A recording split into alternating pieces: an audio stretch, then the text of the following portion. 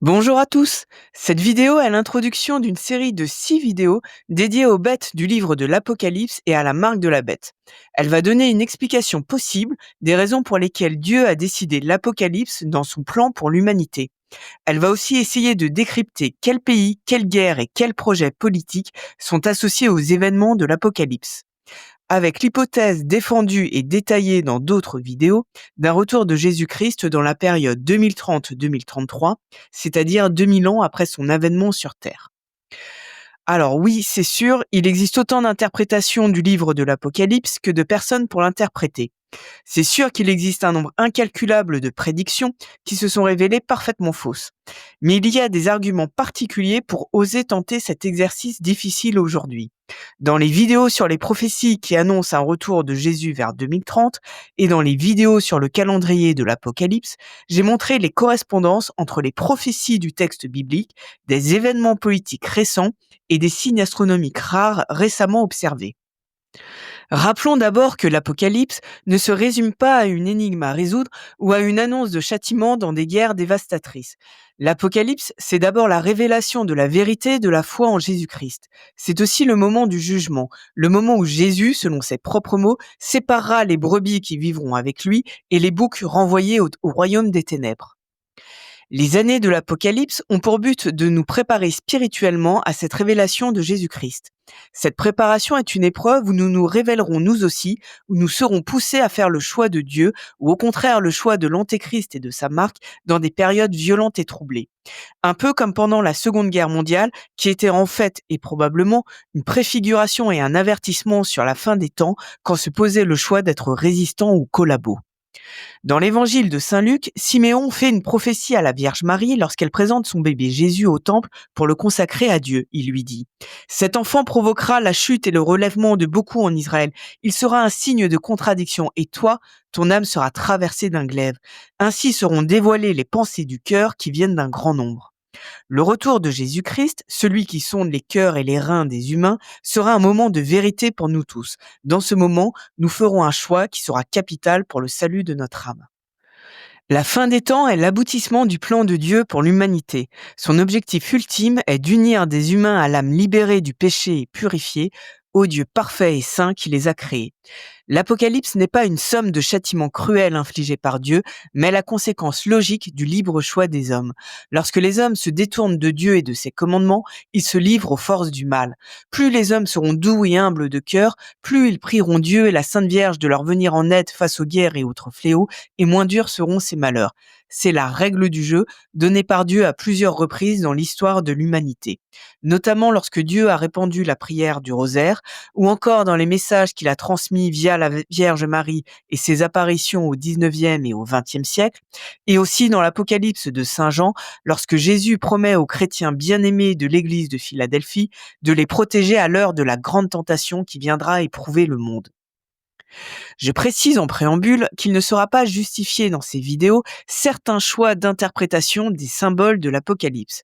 Ça concerne les symboles dont les interprétations sont assez consensuelles chez les eschatologues, c'est-à-dire chez ceux qui étudient la fin des temps, et ceci pour éviter un propos trop long.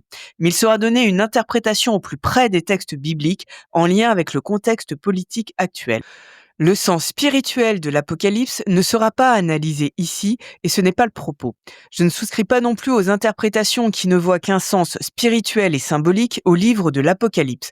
Le parti pris ici est de croire que les événements de l'Apocalypse se produiront vraiment, même s'ils sont difficiles à décrypter. Entre autres raisons, parce que Jésus-Christ lui-même dans les évangiles a décrit la période de la fin des temps avec des indications concrètes, notamment dans Matthieu 24. Comme beaucoup le pensent et le disent sur les réseaux sociaux, le conflit actuel en Israël est peut-être bien le premier signe de la fin des temps, prophétisé notamment dans l'Ancien Testament. Ne nous y trompons pas, les moments de trêve ne font pas une paix durable et l'équilibre des forces en action a beaucoup changé depuis l'attaque du 7 octobre 2023. Hors du contexte du Moyen-Orient, aujourd'hui, les menaces sur les libertés et la paix dans le monde, une atmosphère générale de décadence dans les pays occidentaux, les risques de manipulation du génome humain, Beaucoup de choses donnent l'impression que Satan dirige le monde pour l'amener à sa destruction. Mais c'est surtout l'existence de technologies de surveillance, de contrôle et même de destruction du cerveau humain par une intelligence artificielle ou par des neuroarmes qui rendent crédible une intervention directe de Dieu. Contrôler le cerveau de l'homme reviendrait en effet à pouvoir l'empêcher de choisir Dieu, d'avoir la foi, et cela détruirait donc tout le plan de Dieu pour l'humanité. Satan inspire les dirigeants du monde qui ne cachent pas leur intérêt pour ces technologies dangereuses. Elles pourront être déployées massivement quand elles seront parfaitement au point. Or, il existe d'ores et déjà des technologies de surveillance du cerveau non invasives. Comme elles ne nécessitent pas d'intervention chirurgicale comme des implants cérébraux, elles peuvent donc potentiellement s'imposer assez rapidement à des populations entières. Elles seraient alors la marque de la bête imposée à chaque homme sur la main ou sur le front, décrite dans le livre de l'Apocalypse. Les technologies capables de connecter le cerveau humain à des smartphones ou à des ordinateurs, qui pourront eux-mêmes être contrôlés par de puissantes intelligences artificielles, rendent possible un scénario dystopique de science-fiction. On pourrait comprendre alors que Dieu fasse table rase d'un monde où l'homme est devenu capable de s'autodétruire, comme il a fait table rase du monde à l'époque du déluge et de Noé. Comment cela se passera-t-il? Le retour de Jésus prendra d'abord la forme d'une intervention divine pendant des guerres menaçant la survie de l'humanité. Cette intervention sera suivie de la reconnaissance du christianisme dans le monde entier et d'une période de paix qui durera 1000 ans et qu'on appelle donc le millénium.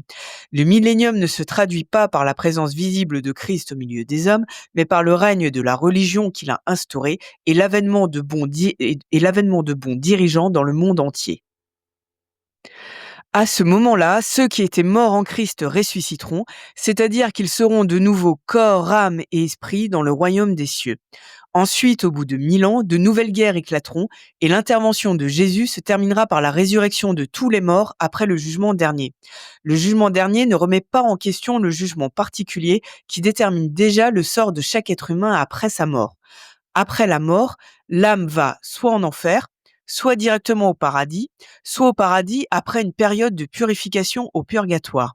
Mais au jugement dernier, l'état transitoire du purgatoire prendra fin et les hommes seront soit au paradis, soit en enfer.